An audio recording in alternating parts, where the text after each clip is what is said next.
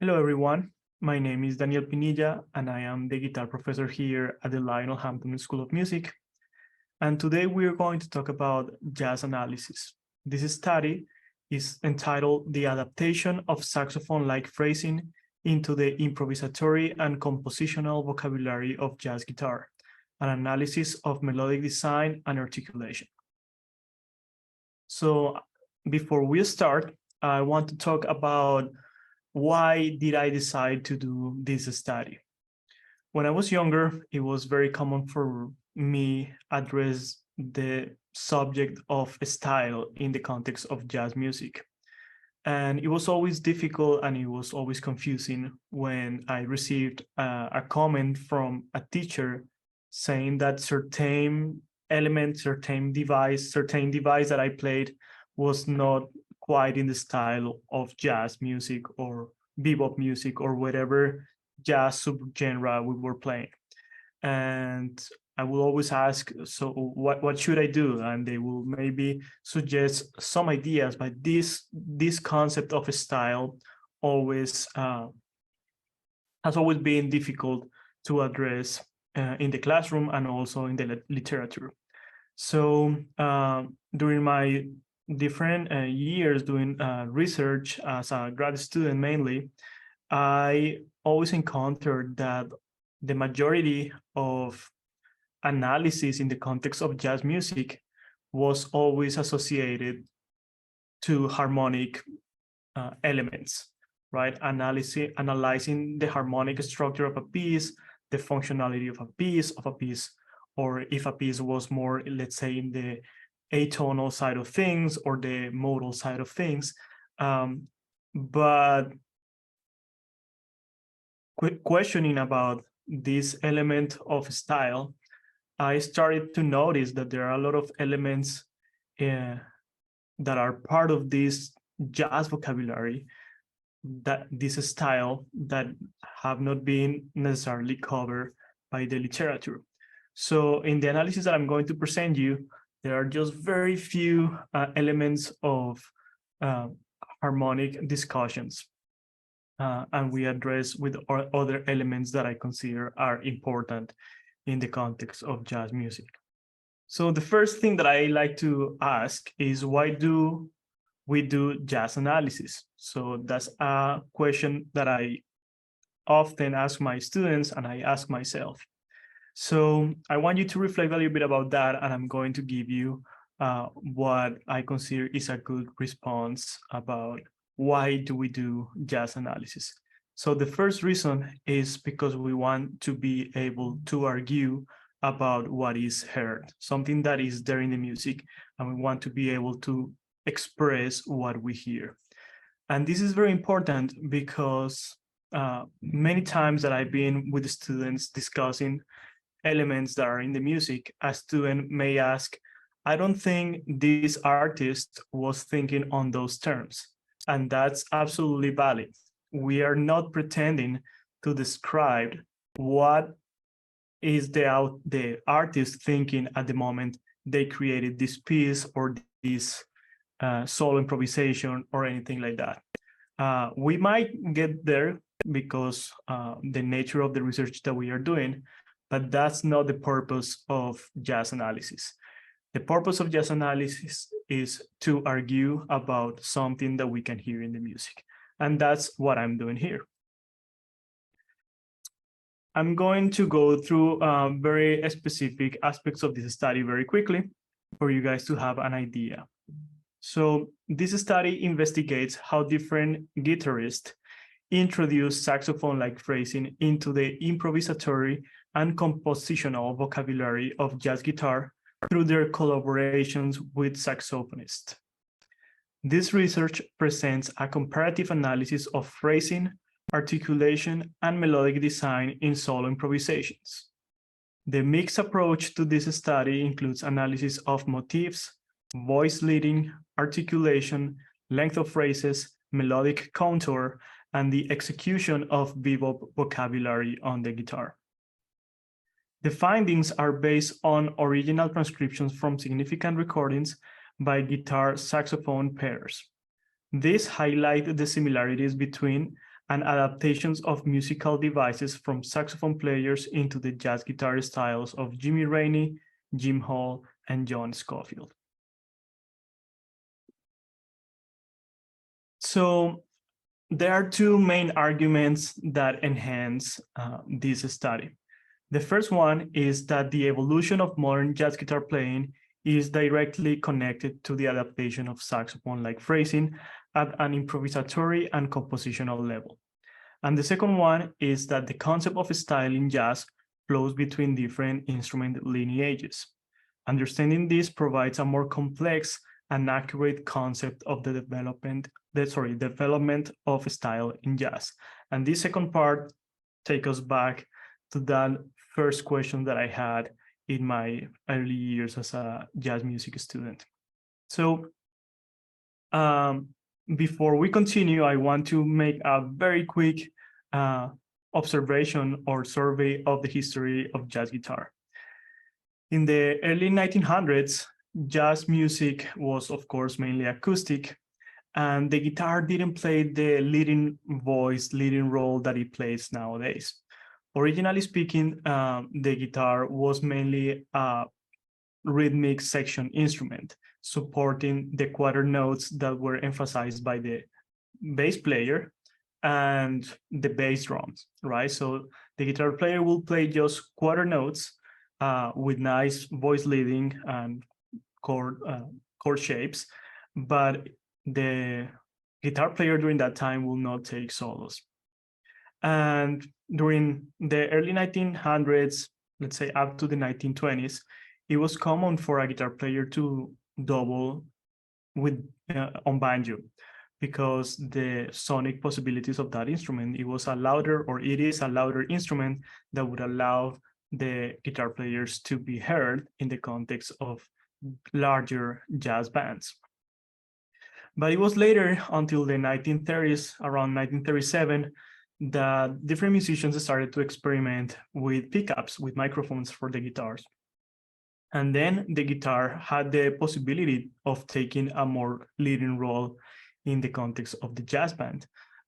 So there's a super important figure there who was Charlie Christian. He was an extraordinary guitar player who was obsessed with the saxophone player Lester Young. Pretty much everyone at that time wanted to sound like Lester Young, but he, being a guitar player, encountered that aspiration very difficult to achieve, because we were not able to play jazz lines in the texture of a jazz band, because those lines would not be heard.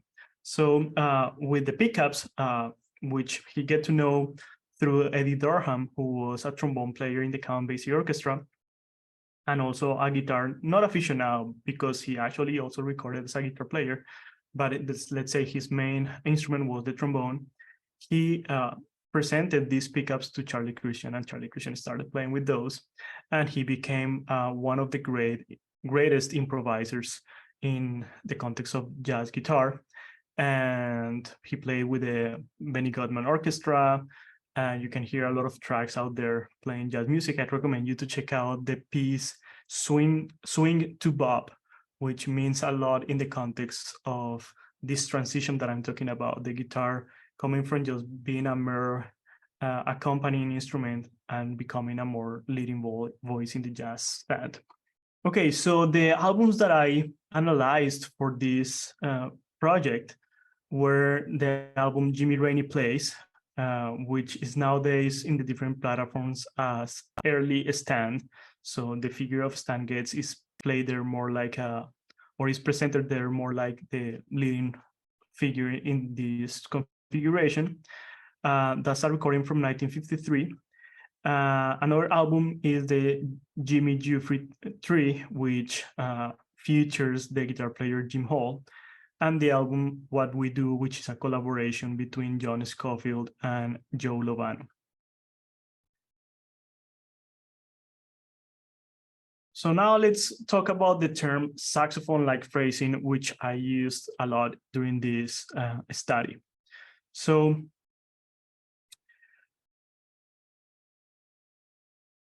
guitar players, because of this nature of changing their role in the bandstand, started to adapt different techniques from saxophonists and trumpet players and singers as well.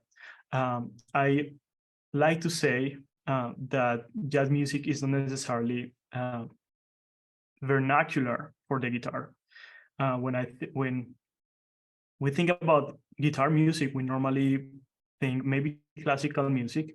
We think about country music, blues, rock and roll, metal, and I consider all those styles vernacular for the guitar. But jazz music is not necessarily a style or a genre where the guitar has a voice that comes directly from the natural nuances and characteristics of this instrument. So guitar players started to copy all these concepts of articulation and ways to design melodies that come from those wind instruments that I mentioned before. And in that process, a lot of guitar players, and this is something that Charlie Christian played a huge role on that, started to play across the fretboard, not just by positions which is more associated, let's say, with a classical guitar tradition. Of course, there are multiple exceptions, but these guitar players started playing across the fretboard. And this is the information that I have here. So I want to read that very quickly. Unlike a classical or in position technique, Jimmy Rainey's left hand moves horizontally across the fretboard. He opts for third finger stretches instead of the more traditional fourth finger options. So this was important in this study because in order for me to address the concept of articulation on the guitar, I needed to address technique. And if you are maybe a blues fan or you have seen people playing classical guitar as well, you will see that blues players mainly, they use a lot of this type of fingerings, which are 1, 2, 3, and use a lot of bends or bendings with the third finger. And sometimes the fourth finger is not commonly used. So that allowed these guitar players to play really fast runs because there are more strength between these two fingers than they are between these two fingers over here. So the pinky is not very strong. The pinky will be more like a classical type of approach. So Jimmy Rainey, in this search of developing a guitar technique in which he could replicate those saxophone type of lines, he will play more horizontally, and he will use also that technique that I call third finger stretch. So for you guys to have an idea about that, here I have a melodic line written, actually improvised by Jimmy Rainey on a later video that we are going to watch in a minute. And I have two written lines or two written versions of the same melodic line. This is a line that he plays on the tune called How Deep is the Ocean. And as you can see here, I notated and pay special attention to write every finger that he used during this line. I was able to do this because I was using a video as my main source. And notice that he has a lot of third fingers being used here. The second version is a transcription that I did, a version because there could be multiple, of how this line will be played using the more traditional, let's say, classical type of technique. And notice that almost all those three fingers here, all those three fingers here get replaced by four fingers or the use of the fourth finger. So we're going to watch this little video of Jimmy Rainey playing this melodic line.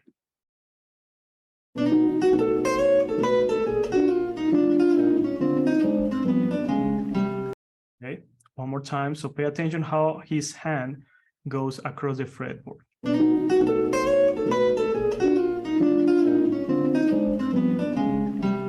So this is significant to this study because you can definitely play that melodic line in just one position of the guitar, but he's opting for this more horizontal approach in order to mimic the articulation of saxophone players. One of Jimmy Rainey's idols was Charlie Parker, and the study that I did was in his collaboration with Stan Getz. So that's very significant for this study. So as I mentioned it before, saxophonists can execute a legato articulation using different tonguing techniques and contact points such as the top, tip, and back tonguing. Tip tonguing touches the very edge of the reed and sometimes the mouthpiece, while top and back contact points touch the bottom edge of the reed cleft, where it is clipped at the tip. So this is important because guitar players, we don't have all those possibilities, right? We are playing mainly with the pick, but these musicians that I'm addressing today, they were able to translate those different gestures into their picking technique and recreating that legato articulation characteristic of jazz music, mainly from that bebop era, which is the period that developed from the mid-1940s. So in this study, I addressed that element by comparing different phrases that were played by these musicians. This is just one of those examples. This is a Lester Young motif. Remember, Lester Young was that saxophone player that inspired an entire generation of jazz musicians, the one who inspired Charlie Christian to play those type of lines.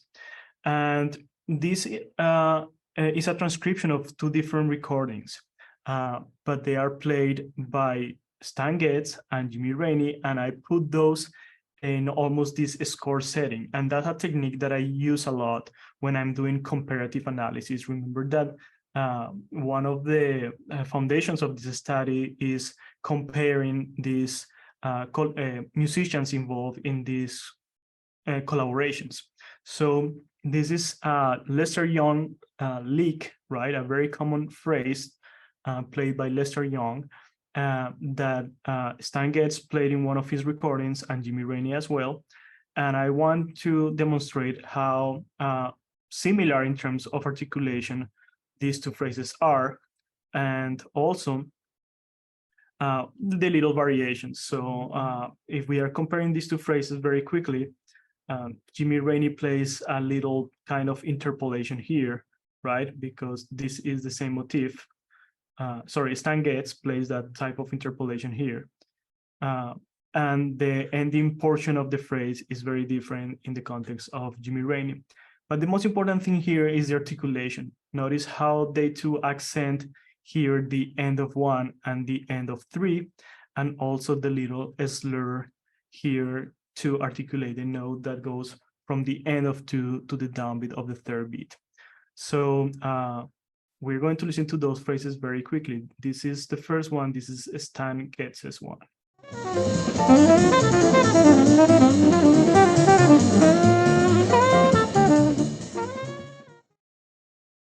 Okay, and now I'm going to play the Jimmy Rainey one. These are transcribed on the same key for the purpose of analysis, but they are originally played in different keys.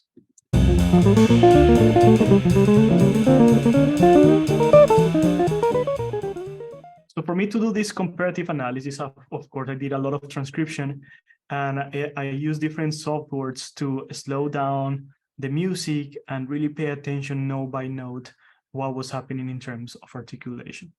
So continuing with this idea of articulation, there's another element that I pay significant attention during this study, and where I was comparing these different collaborations, and it was the end of the notes.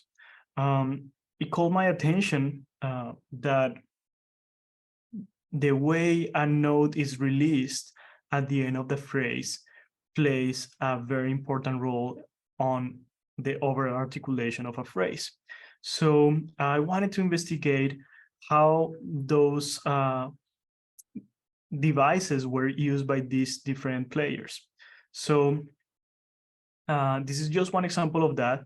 And this is an example of articulation agreement at the end of the phrases, where the players play short downbeats. So here there are two phrases. I don't have the audio versions of them here right now. It's just the visual reference, but they are two very different phrases. But notice that the two players finish the phrase right in the downbeat or the strong portion of the beat with a strong accent. So in that type of analysis, I pretty much compared all the phrases in different pieces of these albums and created these charts to compare what was happening in terms of articulation with the last note of each phrase. So this is just one example of those comparisons that I did. And this is the relationship in articulation of the last note of each phrase of Goetz's and Reine's solos on the in the piece Motion. Motion is a composition by Jimmy Rainey that is one of the most important tracks of this album entitled Jimmy Rainey Plays.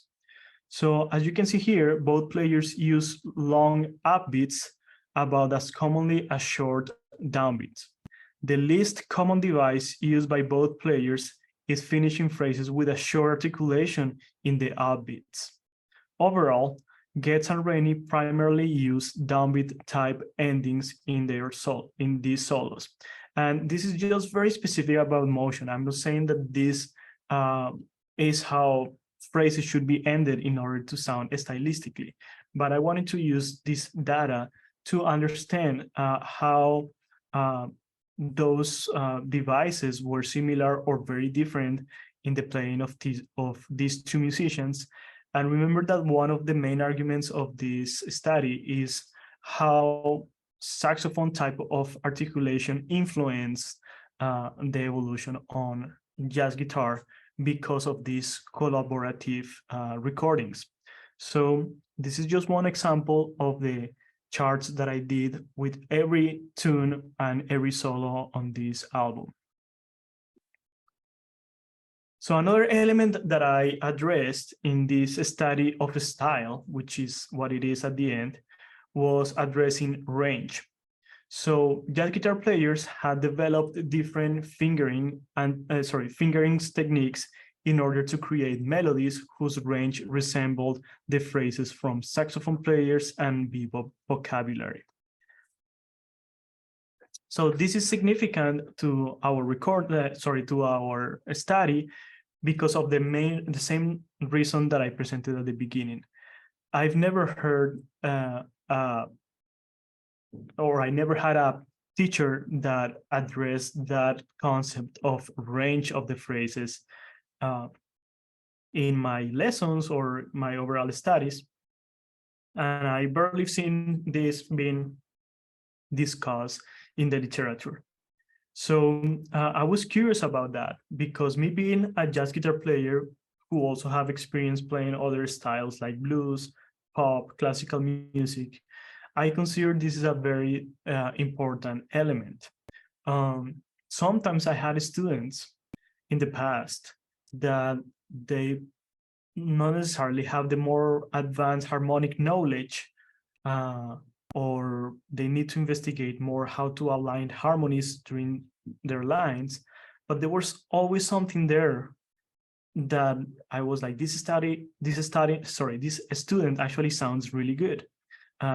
What is happening there that kind of allows this student to be successful on solo improvisation without really understanding all the other devices?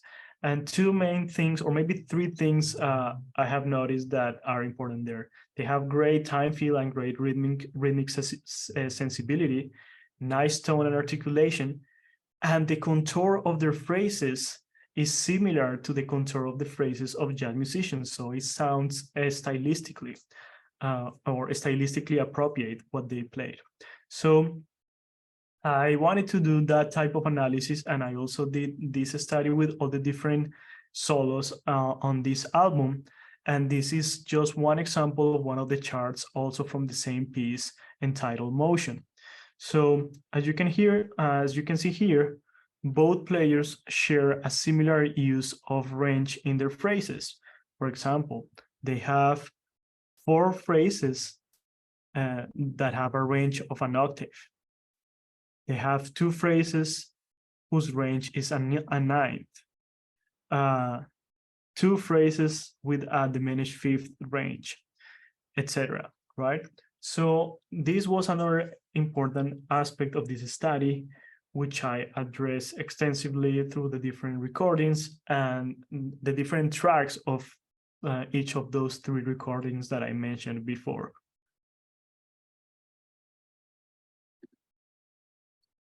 The other important element about this study was the analysis of the length of the phrases. I consider that's also important.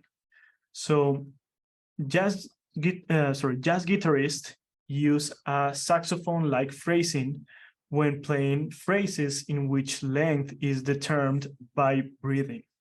Bebop phrasing is characterized by having odd lengths instead of regular 2 or 4 bar lengths. So that's from a study from Collier from 1994. And this is, again, significant in order to enhance this concept of style. Let's imagine the situation where there is a student that has a great rhythmic sensibility, nice phrasing, nice articulation, but sometimes the phrases are either too short or too long that they sound foreign to the style.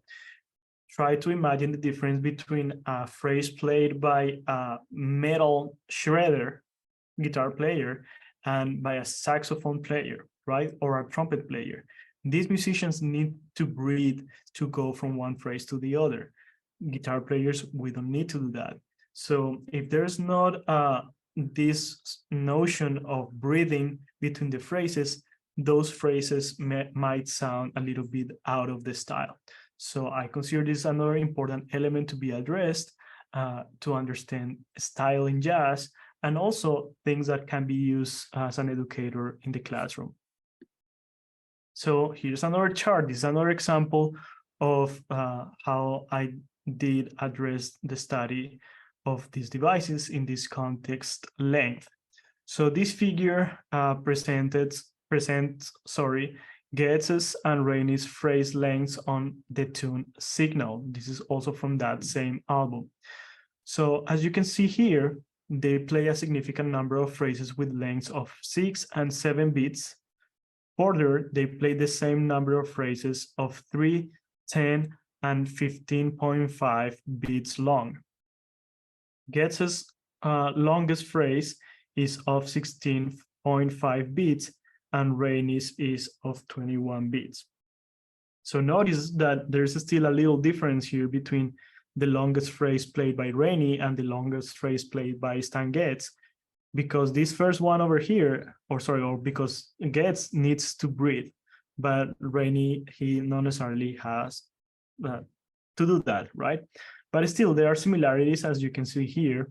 And if you analyze just Rainey, which is the blue one, you see that he is not necessarily playing a lot of long notes because he's aware that he needs to enhance or to kind of mimic these breathing needs of different wind instruments.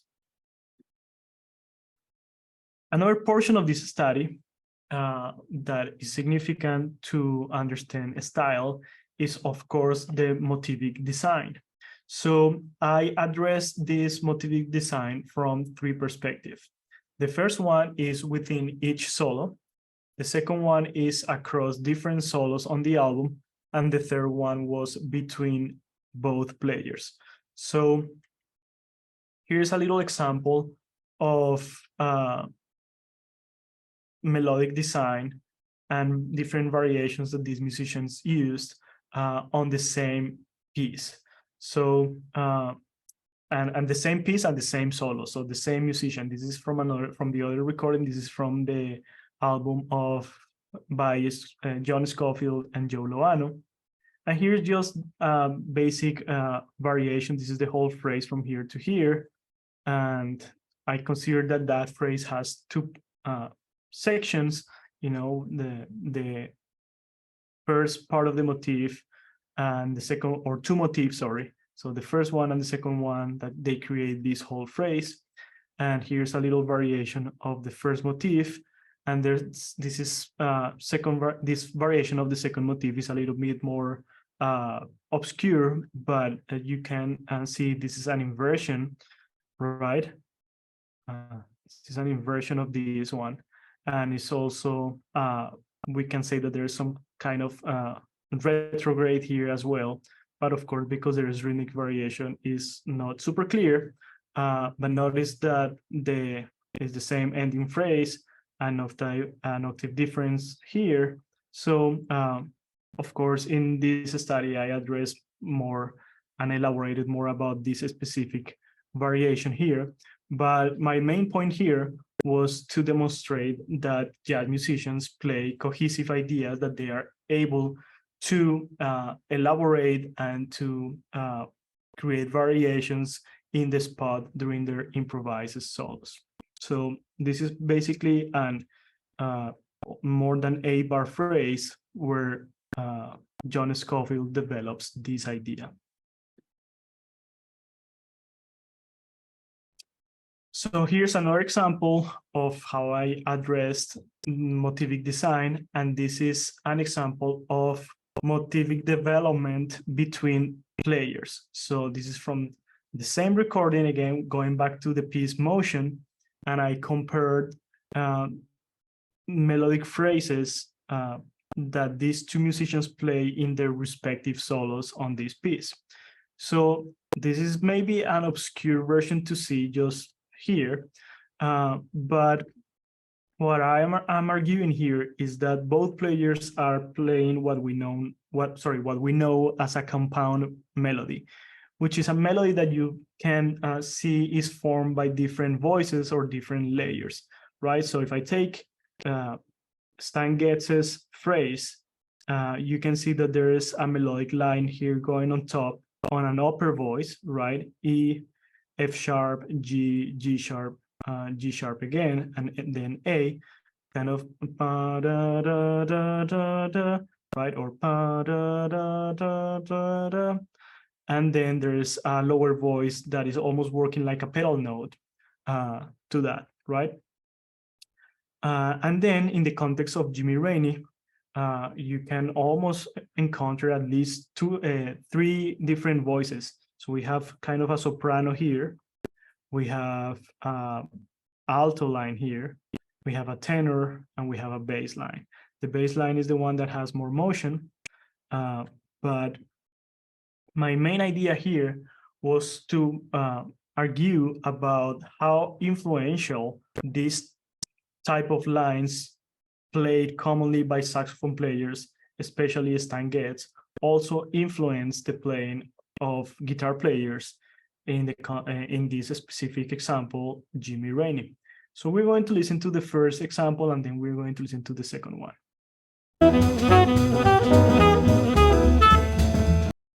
Right, very short, and here is Jimmy Rainey.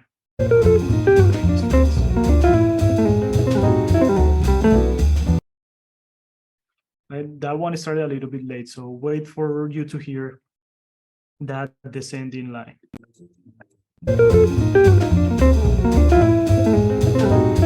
Again, just one example of that. I did an extensive analysis of this type of motifs through the different tracks and different solos of these three albums. A lot of the guitar players that I have mentioned here, more specifically Jim Hall, they developed a type of accompaniment which was based more in the idea of creating counter melodies to the main voice than just playing chords, right? So counterpoint has a lot to do with the adaptation of saxophone-like phrasing on the guitar. Initially, it exemplifies guitarists' approach to the guitar as a horn instrument instead of as a chordal one. Of course, the default type of accompaniment that a guitar player can play is just to play chords more than 2 notes at a time. But in a lot of these recordings, because they were collaborating, with saxophone players, these guitar players will just use a counter melody to create the notion of accompaniment. Here's a little example of that. This is the piece Gotta Dance from the album with Jimmy Giuffre and Jim Hall. This is the top melody here, and this is the accompaniment that Jim Hall places. In this analysis, I also pay special attention on trying to understand what were the fingerings that Jimmy Rainey was using. This is significant on the guitar because each string has a different timbre on the guitar, right? So I consider that when Jimmy Rainey was doing that, he was trying to mimic the sonic characteristics of the tenor saxophone. So this sounded more like a almost saxophone duet than just guitar saxophone. So in this case, he's using a lot of the fourth string and fifth string, and they definitely blend really, really well with the sound of the saxophone. And of course, this is enhancing this concept about the adaptation of saxophone-like phrasing on the guitar.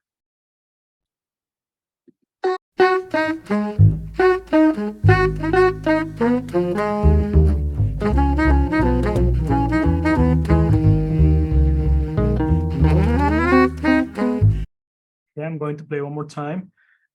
Notice that they start in unison and then they open to harmony. The part that you are seeing here is when, of course, they open into harmony.